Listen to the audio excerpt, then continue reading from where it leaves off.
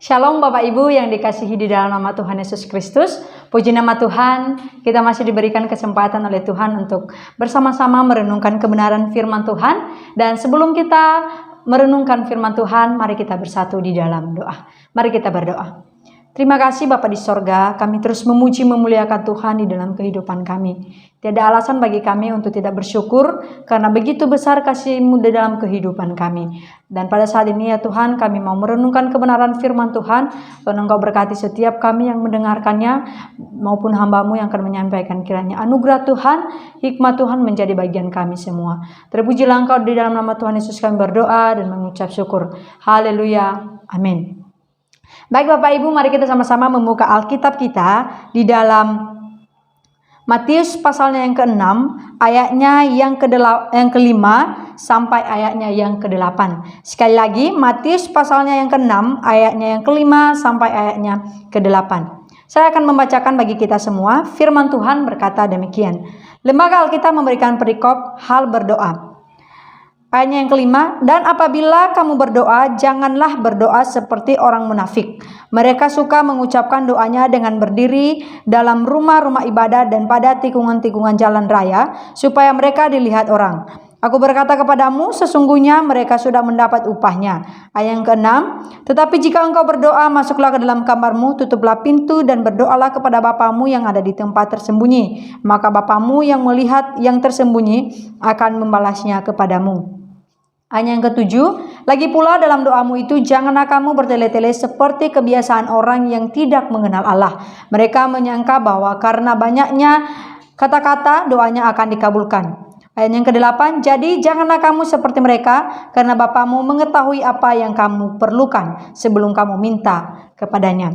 Baik Bapak Ibu, demikian jauh pembacaan firman Tuhan pada saat ini, dan kita akan merenungkannya di bawah satu tema adalah doa yang benar. Sekali lagi saya akan memberikan tema bagi kita semua, doa yang benar.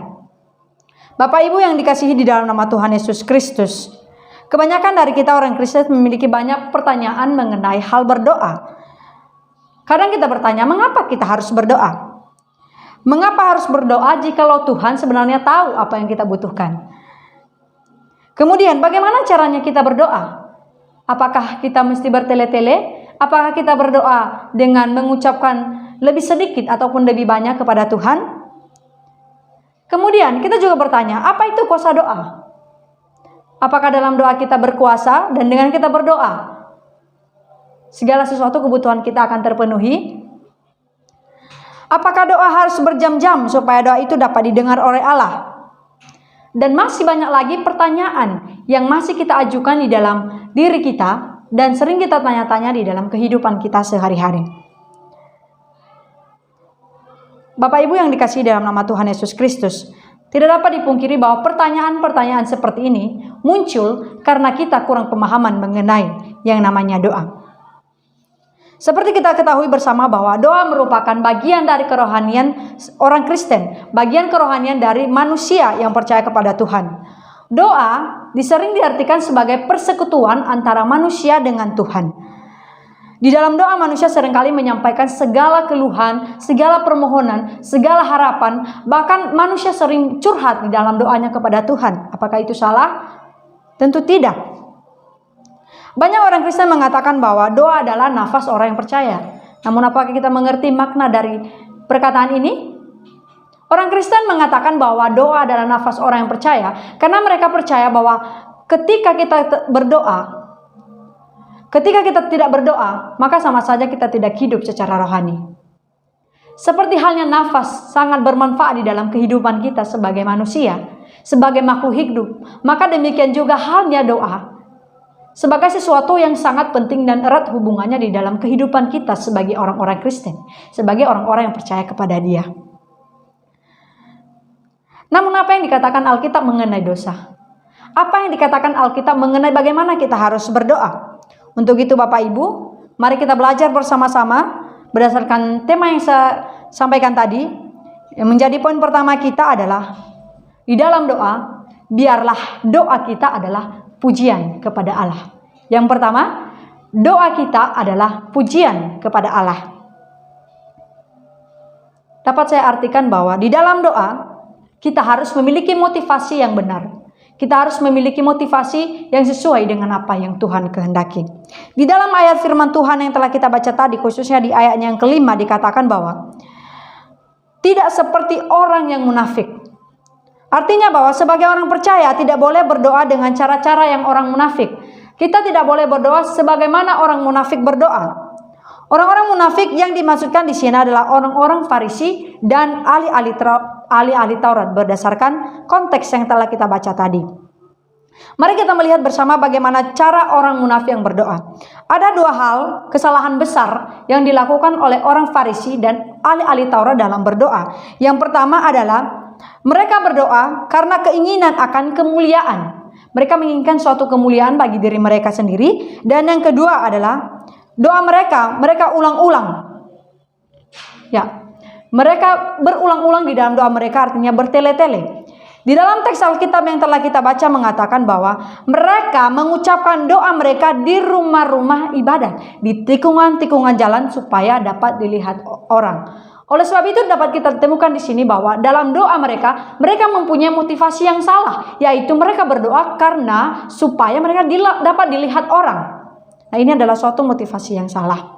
Namun Bapak Ibu, kalau kita melihat dalam perilaku orang-orang munafik ini, mereka hanya mencari kemuliaan bagi diri mereka sendiri.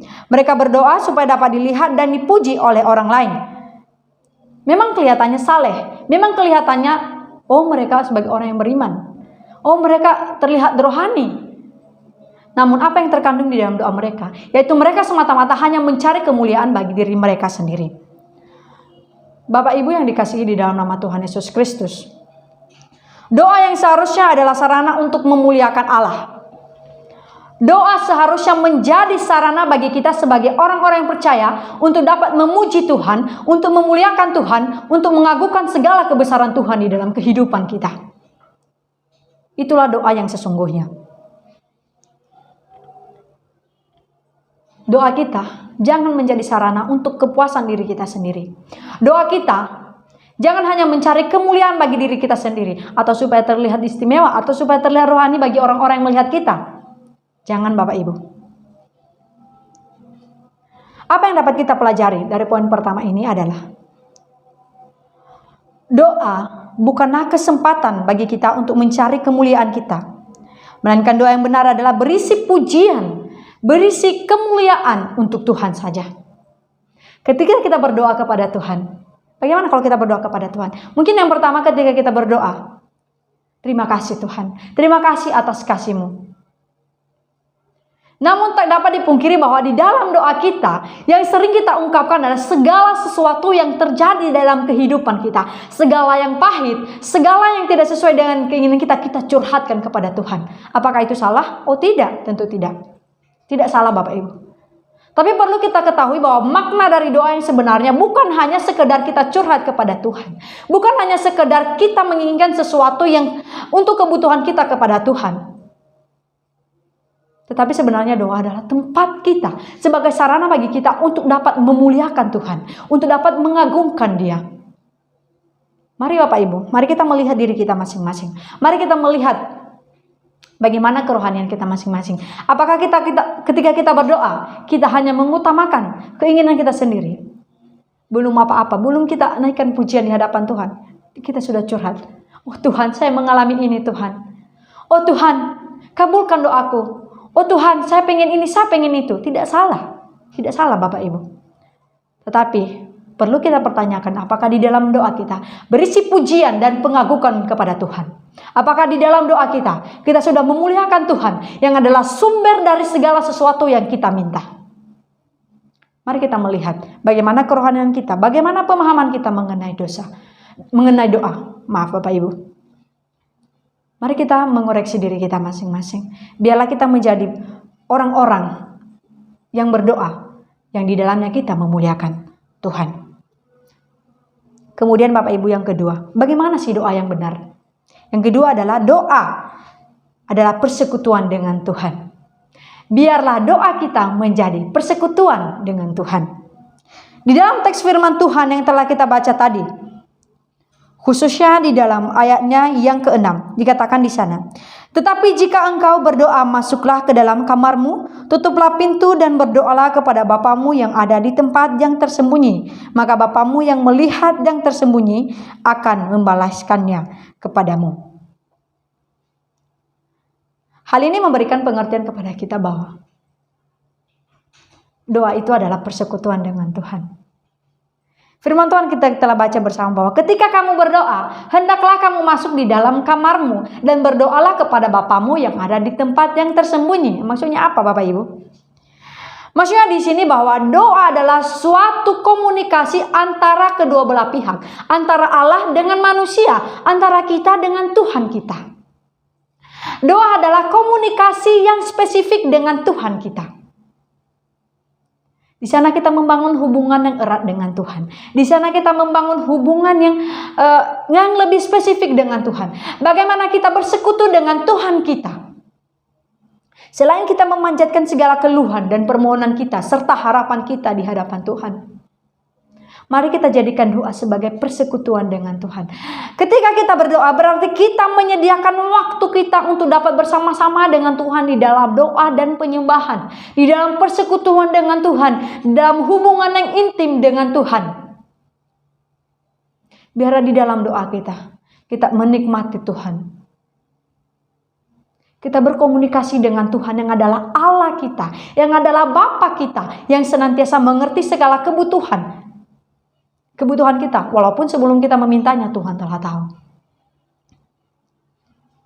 Melalui doa, kita sebagai orang-orang yang percaya harusnya mempererat hubungan kita dengan Tuhan. Karena Allah kita adalah Allah yang mengerti keadaan kita. Maka bangunlah hubungan yang baik dengan Tuhan. Biarlah di dalam doa kita, di waktu-waktu doa kita, semata-mata hanya untuk membangun hubungan dengan Tuhan. Sebelum Bapak Ibu berdoa, menyampaikan segala pergumulan, segala harapan, segala curhatan kita kepada Tuhan. Mari kita terlebih dahulu memiliki hati yang rindu bersekutu dengan Tuhan. Karena di dalam persekutuan dengan Tuhan ada hadirat Tuhan. Ada kenikmatan bersama dengan Tuhan. Itulah bagian yang kedua Bapak Ibu. Doa yang benar adalah biarlah doa merupakan persekutuan antara Bapak Ibu semua dengan Tuhan Allah kita. Biarlah doa kita senantiasa menjadi persekutuan dengan Dia yang adalah sumber dari segala sesuatu di dalam kehidupan kita. Selanjutnya Bapak Ibu, bagaimana doa yang benar? Yang ketiga adalah doa jangan bertele-tele. Firman Tuhan mengatakan bahwa doa jangan bertele-tele di dalam ayat yang ke-7. Lagi pula dalam doamu itu janganlah kamu bertele-tele seperti kebiasaan orang yang tidak mengenal Allah. Mereka menyangka bahwa karena banyaknya kata-kata doanya akan dikabulkan. Ya, di sana dikatakan bahwa doa jangan bertele-tele. Nah, bagaimana dengan doa syafaat panjang lebar, luas tinggi rendah? Doa syafaat. Ya, tidak salah Bapak Ibu kita berdoa. Tetapi apakah kita memfokuskan doa kita hanya untuk menyenangkan Tuhan? Seperti apa doa yang diinginkan oleh Tuhan? Ada orang berpendapat bahwa doa yang dipanjatkan dengan panjang dan lebar akan dikabulkan oleh Tuhan. Namun apakah itu benar Bapak Ibu? Tidak demikian. Saya mau mengatakan bahwa doa tidak mengubah sedikit pun dari apa yang menjadi rencana Tuhan di dalam kehidupan kita. Ketika kita banyak berdoa kepada Tuhan pun tak sedetik pun, tak sedikit pun dapat mengubah kedaulatan Tuhan di dalam kehidupan kita. Perlu kita ketahui bahwa doa bukanlah umpan, ya, bukanlah umpan dari curahan berkat Tuhan. Allah sebenarnya lebih tahu apa yang kita butuhkan di dalam kehidupan kita. Namun pertanyaannya, kalau memang Allah tahu, kenapa kita mesti berdoa? Kalau memang Allah mengerti, kenapa kita mesti memanjatkan doa kita kepada Tuhan? Ya, jawabannya adalah Bapak Ibu, karena doa menunjukkan ketergantungan kita kepada Tuhan kita. Melalui doa, Kita menyatakan bahwa kami tidak punya apa-apa Tuhan, hanya Engkau yang tahu setiap kebutuhan kami. Jangan karena mentang-mentang Tuhan tahu segala kebutuhan kita, maka ya sudahlah, tidak perlu berdoa, kan Tuhan tahu. Tidak Bapak Ibu. Melalui doa, kita menyatakan bahwa diri kita tidak mampu tanpa Tuhan. Bahwa kita tahu sebenarnya sumber dari segala sesuatu di dalam kehidupan kita adalah Tuhan. Perlu kita ketahui bahwa bersama bahwa ketika kita berdoa dan doa yang kita panjatkan di hadapan Tuhan, kadang ada jawaban pada saat itu, dan ada juga besok bahkan tidak terjawab sama sekali. Nah, bagaimana dengan demikian? Ya, jawaban Tuhan atas doa kita. Tuhan bilang ya, Tuhan bilang tidak, dan Tuhan juga bisa bilang tunggu dulu. Kenapa demikian? Tuhan bilang tunggu dulu, bahkan tidak sama sekali, karena Tuhan punya rencana yang terindah di dalam kehidupan kita dibandingkan doa yang telah kita panjatkan di hadapan Tuhan. Jadi Bapak Ibu, kalau doa kita pun tidak dijawab oleh Tuhan, bukan berarti doa Bapak Ibu dan juga doa saya tidak berkenan di hadapan Tuhan. Bukan berarti doa kita kurang ampuh, bukan berarti doa kita kurang panjang. Tetapi karena Tuhan punya rencana yang terindah di dalam kehidupan kita, tugas kita adalah menaikkan setiap permohonan kita di hadapan Tuhan dengan penuh rasa ucapan syukur, dengan penuh penyembahan. Maka yakinlah bahwa Tuhan mengerti apa yang sebenarnya yang kita butuhkan di dalam kehidupan kita. Bapak Ibu yang dikasihi di dalam nama Tuhan Yesus Kristus, hendaklah di dalam doa kita, hendaklah ketika kita berdoa semata-mata hanya untuk memuliakan Tuhan, memiliki motivasi yang benar ketika kita berdoa. Hendaklah doa kita menjadi persekutuan dengan Tuhan, dan hendaklah doa kita tidak hanya bertele-tele. Jangan bertele-tele di hadapan Tuhan, tapi berdoalah sesuai dengan kebutuhan. Kadang juga kalau kita berdoa Bapak Ibu, kita menaikkan segala sesuatu keinginan kita yang mungkin tidak mungkin terjadi dalam kehidupan kita, tapi kita percaya, oh bagi Tuhan tidak ada yang mustahil, bagi Tuhan tidak ada yang tak mungkin. Bapak Ibu, kita perlu bijak dalam segala sesuatu. Mari kita menaikkan doa kita sesuai dengan kebutuhan kita di hadapan Tuhan.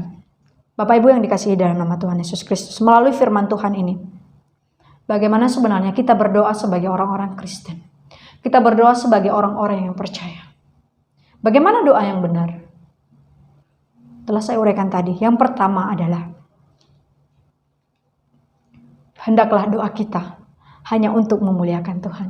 Artinya bahwa doa kita berisi pujian, pengagungan, penyembahan, dan penuh rasa ucapan syukur di hadapan Tuhan. Kemudian yang kedua, doa yang benar adalah doa menjadi persekutuan saya, persekutuan Bapak Ibu semua kepada Dia yang adalah Tuhan dan sumber segala sesuatu dalam kehidupan kita. Yang ketiga adalah bagaimana doa yang benar? Biarlah doa kita tidak bertele-tele di hadapan Tuhan, tapi naikkanlah doa Bapak Ibu, naikkanlah setiap permohonan kita di hadapan Tuhan sesuai dengan kebutuhan kita. Kalau doa Bapak Ibu belum dijawab saat ini, apapun pergumulan Bapak Ibu, apapun setiap harapan Bapak Ibu, kalau belum terjawab sampai saat ini, percayalah bahwa rencana Tuhan lebih indah di dalam kehidupan kita. Sekalipun nanti doa kita tidak sesuai dengan apa yang kita harapkan yang Tuhan jawab, tapi percayalah bahwa itu yang terbaik dalam kehidupan saya dan kehidupan Bapak Ibu semua. Demikian firman Tuhan bagi kita pada saat ini. Biarlah kita menjadi pelaku-pelaku kebenaran firman Tuhan, dan kita menjadi setia melakukan firman-Nya. Mari kita bersatu di dalam doa. Terima kasih Bapa di sorga. Engkau mengingatkan kami kembali bagaimana kami harus berdoa di hadapan Tuhan. Terkadang di dalam kehidupan kami, karena kami mengutamakan keegoisan kami, kami berdoa hanya untuk kebutuhan kami sendiri tanpa mengingat Tuhan, tanpa mengucap syukur di hadapan Tuhan. Bahkan yang kami lakukan adalah curhat di hadapan Tuhan, menaikkan setiap permohonan dan harapan kami.